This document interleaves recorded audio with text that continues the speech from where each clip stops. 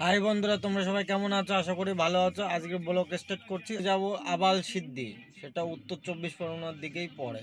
আবাল সিদ্ধি, ওখানে আবাল সিদ্ধি থেকে আরও ভিতরে যেতে হবে। চলো, আগে রাস্তায় কী হয় কি হয় না সবই তোমাদের শেয়ার করছি, বলছি। চলো।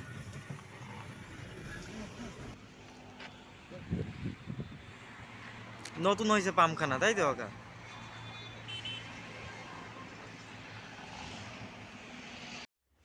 এই কারখানায় এইসব থাকগুলো বানায়। এই কারখানার দাদার সাথে আমরা একটু কথা বলতে আসছি আজকে। সবাই কাজ বাজ নরমাল হবে, একটা এসি হবে।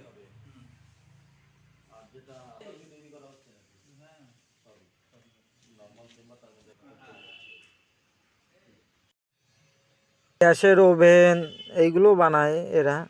আর এদিকে এটা হলো ছানা মাখানো মেশিন। এটা দাদা ওদিকে কারখানায় কথা বলছে। কারখানাটা বাইরের লুকেই,